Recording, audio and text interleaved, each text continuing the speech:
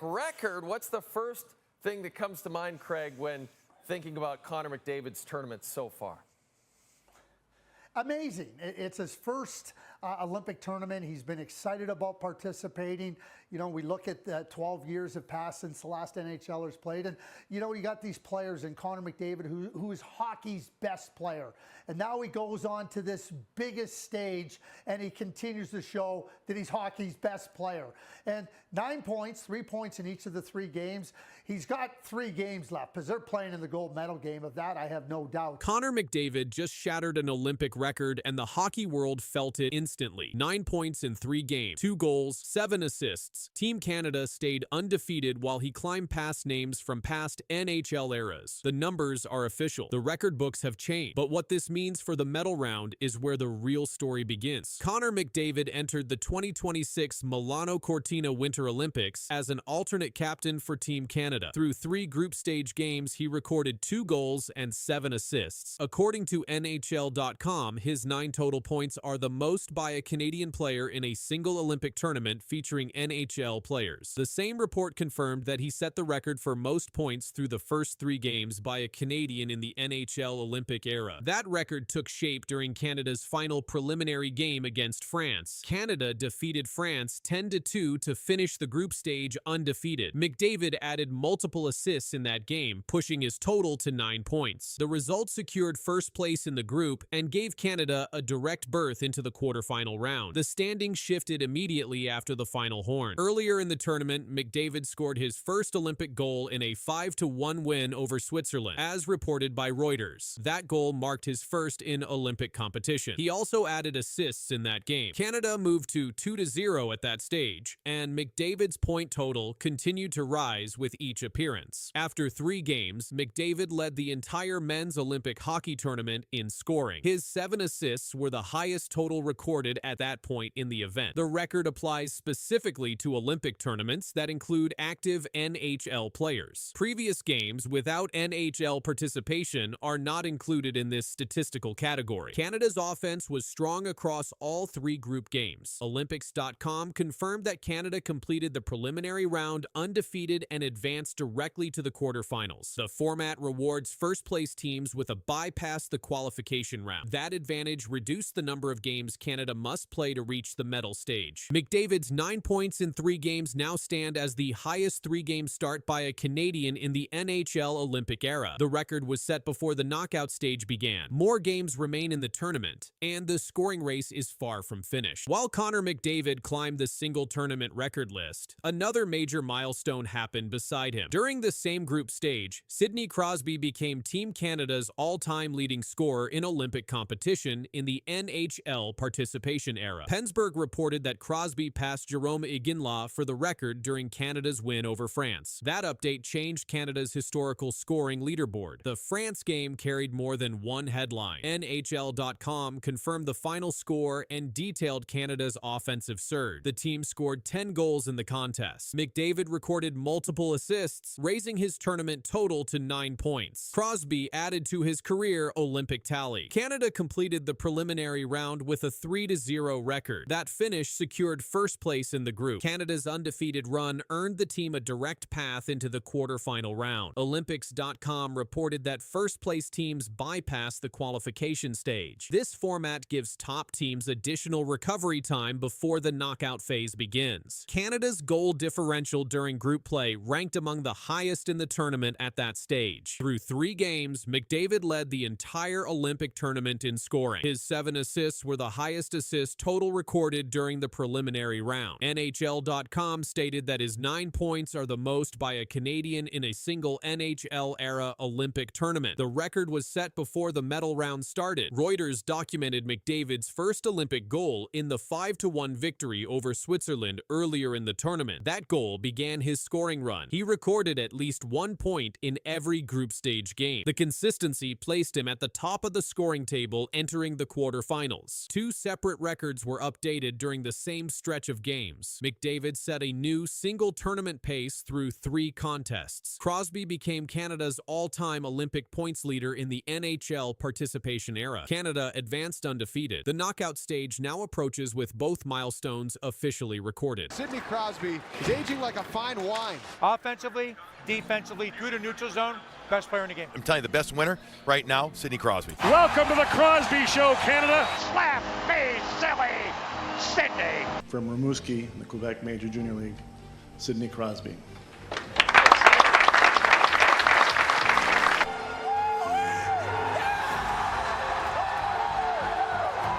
Sidney Crosby has already broken American hearts once at the Olympics. 16 years after the golden goal, he is back on the Olympic stage in 2026. Canada has speed. Canada has scoring. But the most important piece of this gold medal run might still be number 87. Sidney Crosby may be Canada's secret weapon for Olympic gold. Team Canada has opened the 2026 tournament with a perfect 3-0 record in the group stage. They secured first place in Group A, including a decisive 5-1 win over Switzerland. Connor McDavid and Nathan MacKinnon have driven the offense. Jordan Binnington has been steady in goal. The NHL stars have returned to Olympic competition for the first time since 2014, and Canada looks deep. But beneath the speed and scoring is something less obvious. Crosby scored his 6th career Olympic goal in the win over Switzerland. It was his first Olympic goal in 12 years. The moment-connected era, from Vancouver to Sochi to Milano-Cortina. While McDavid leads the rush and MacKinnon pushes the pace, Crosby controls the rhythm. That difference matters in tournament hockey. The Olympic format is short. There are no 7-game series. There is no time to adjust after multiple losses. One elimination game can end a gold medal run. In that environment, experience becomes critical. Crosby understands this structure better than most players in the tournament. In 2010, he scored the overtime winner against the United States to secure gold on home ice. In 2014, he captained Canada through a disciplined,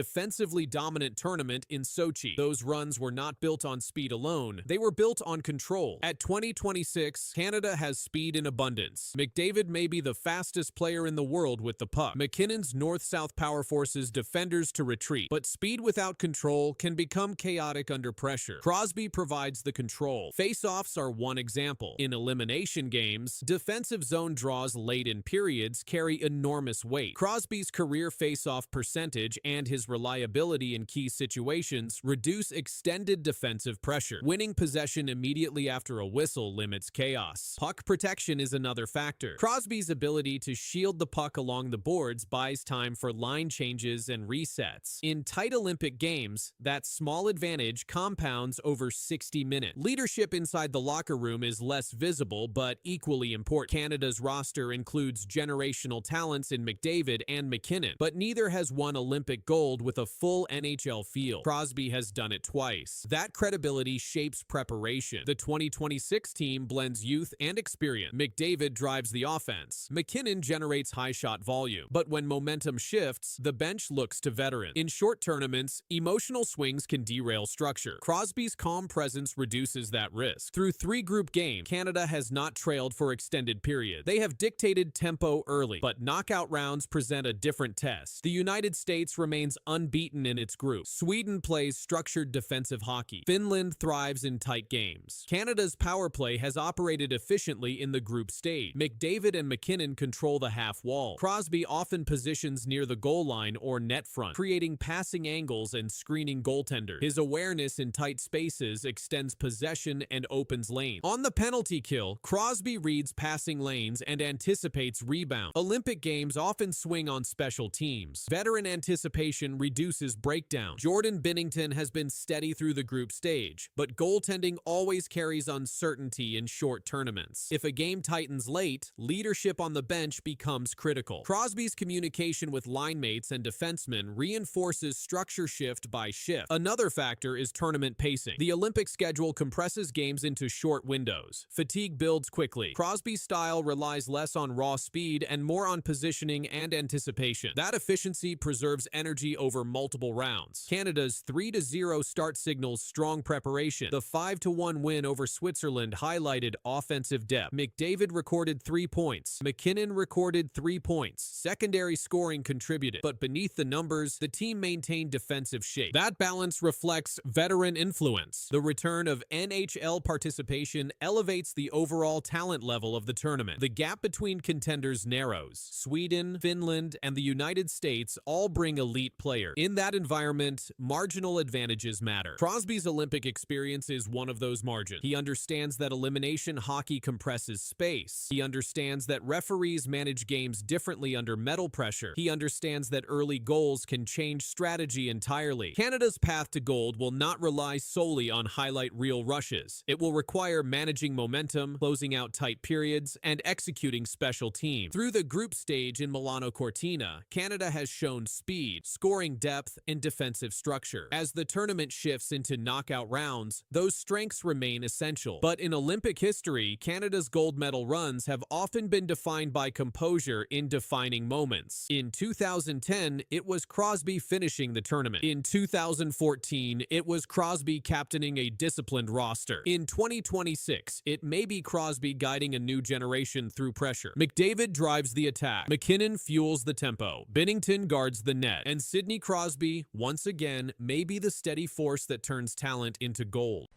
Canada opens their chase for Olympic gold with a 5-0 win over Czechia. And here to talk about it is Marty Biron. So, Marty, right off the bat, what was the biggest reason for this Canada win?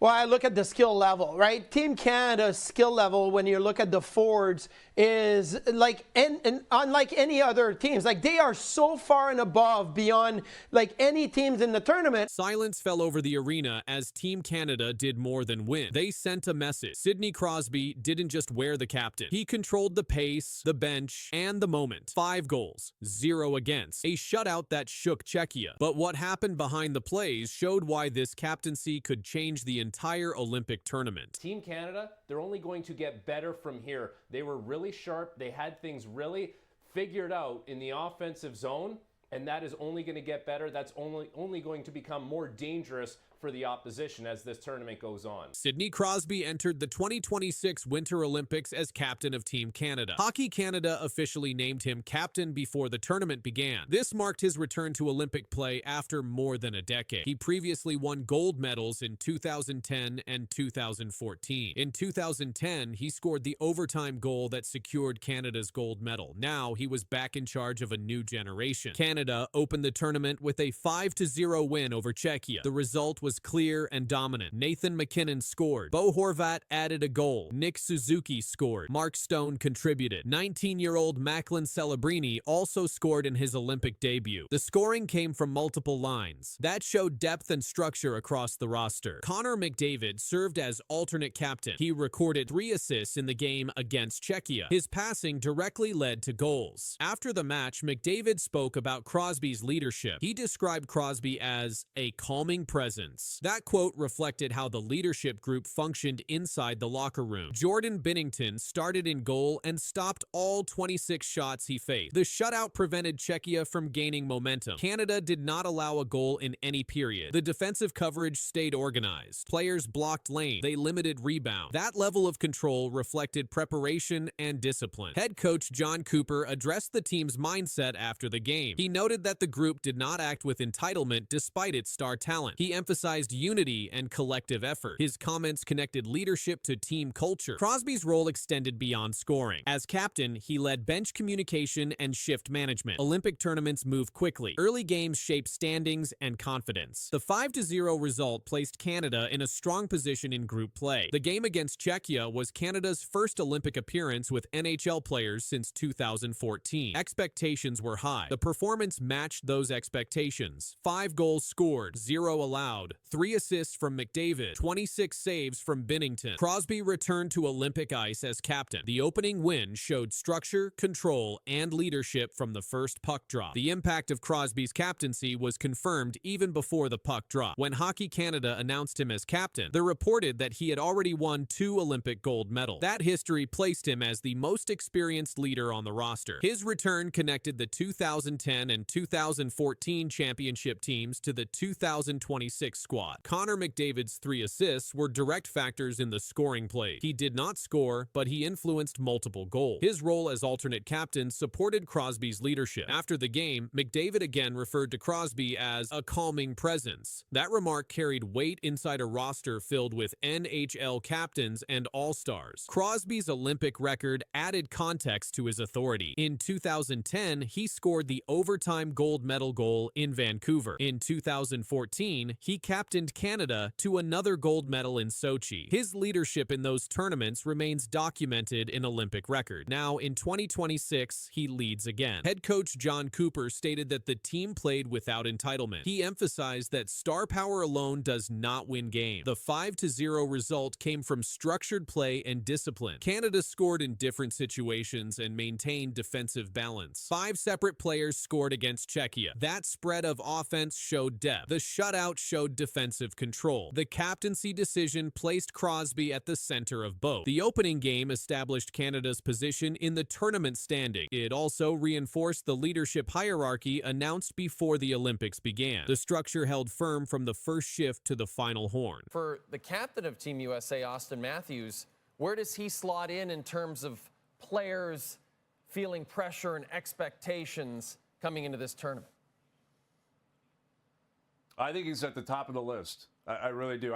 I think for a number of reasons. What you just said about the history of USA hockey, like they have to pounce. They believe in their program. They're a great program. They're a great team. They should have gold medal ambitions, right? They had championship ambition at the Four Nations face-off, and they got all the way to overtime, and they almost got it done. The road to Olympic gold in Milano-Cortina will not be easy. 2 hockey giants, Canada and the United States, are bringing superstar talent, heavy pressure, and huge expectations. But this tournament may come down to just 2 names, Cale Makar and Austin Matthews. One controls the ice from the blue line. The other carries a nation's hopes on his stick. As the Milano-Cortina Winter Olympics get closer, the spotlight is shining bright on men's hockey. Fans are excited because this is best on best hockey, the world's top NHL stars playing for their countries. For Canada and Team USA, the stakes feel even higher. Both teams are loaded with talent, but their paths to gold may depend on very different X factors. Studded talent, but there's got to be one player, Brian, you have in mind who you feel will be the most important for Canada as we get set to start this Olympic tournament on Thursday. Yeah, I think it's Cale Makar. I do. I think it's Cale Makar, and I think it's Makar by a landslide, Jay. I really do. And I know people are going to look to the goaltending, and I understand that. It's a prominent position. They still have to figure out exactly who that guy's going to be. And I know McDavid's important, and McKinnon's important, and obviously the captain, Sidney Crosby. But I think the drop-off from Cale Makar to whoever you believe is the second best, most impactful defenseman on this team is a massive discrepancy. Much more of a discrepancy between McDavid and McKinnon. For Team Canada, one player stands above the rest in importance, and it's not Connor McDavid or Sidney Crosby. The biggest difference maker could be defenseman Cale Makar. That might sound surprising because Canada has so many superstar forwards. But hockey is not just about scoring. It's about controlling the whole game, offense, defense, and transition. That's where Makar becomes priceless. Analyst Brian Hayes calls Makar Canada's most important player because of what he calls the gap theory. This means the talent drop between Makar and the next Canadian defenseman is much bigger than the gap at forward positions. If McDavid has a quiet game, Nathan McKinnon can step up. If Crosby slows down, other elite centers can fill minutes. But on defense, there is no true replacement for Makar's skill set. Makar does everything at an elite level. He skates like a forward, defends like a veteran shutdown player, and runs the power play with calm control. He moves the puck out of danger faster than almost anyone in the world. That ability helps Canada spend less time defending and more time attacking. In Olympic hockey, where games are tight and mistakes matter, that puck movement is gold. Because of his value, experts believe Makar could play huge minutes, maybe even 30 minutes in a gold medal game. game. That's half the game. Very few players can handle that load without breaking down. But Makar's conditioning, hockey IQ, and skating allow coaches to trust him in every situation, even strength, power play, and penalty kill. Health, however, is the one shadow hanging over Canada. Baker previously missed the Four Nations face-off due to injury. That absence showed how vulnerable Canada can look without him. Their breakouts were slower. Defensive coverage looked shakier. If Canada wants Olympic gold, they likely need Makar healthy from start to finish. Without him, their championship odds drop fast. While Canada's pressure sits on one defenseman, Team USA's pressure centers on one forward, Captain Austin Matthews. This tournament could define Matthews' legacy. Team USA has not won Olympic gold in the NHL best-on-best era, which began in 1998. That drought hangs heavy over American hockey. Many believe this current roster is the strongest the U.S. has ever iced.